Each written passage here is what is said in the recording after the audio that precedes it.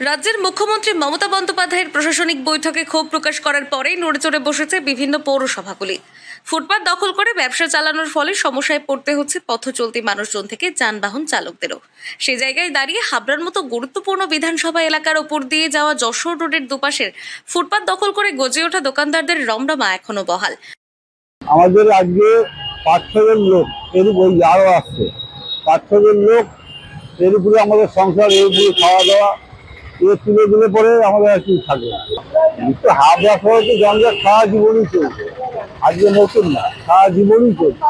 আমাদের একটা ব্যবস্থা করুক, এই যে চারিপাশে প্রকল্প করছে, দিচ্ছে, আমাদের একটা ভাটার ব্যবস্থা করুক, তাহলে আমরা সরে। হাবড়া 1 নম্বর রেলগেট এলাকা থেকে সুপার মার্কেট জয়গাছি পর্যন্ত 1.5 কিলোমিটার রাস্তা পার হতে কখনো প্রায় 30 মিনিটেরও বেশি সময় লেগে যায়। রাস্তায় দাঁড়িয়ে যায় বাস, পণ্যবাহী ট্রাক সহ যানবাহন। ব্যস্ত সময় হাবড়ার এই যানজটের চেনা চিত্র যেন সয়ে গেছে এই বিধানসভা এলাকার মানুষের কাছে।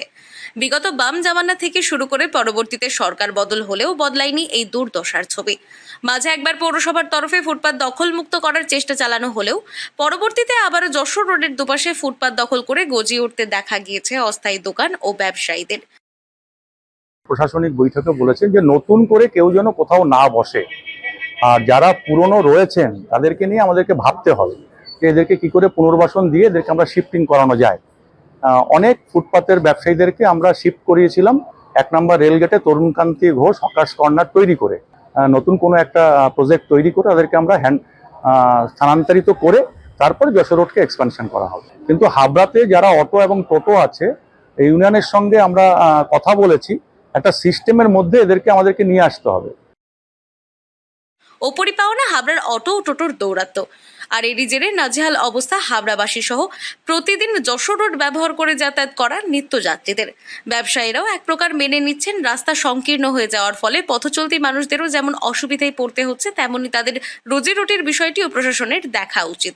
তবে যশোর রোড সংস্কার করে আরও চওড়া করার প্রয়োজনীয়তা রয়েছে বলে মেনে নিচ্ছেন দুপাশের ব্যবসায়ীদের অনেকেই।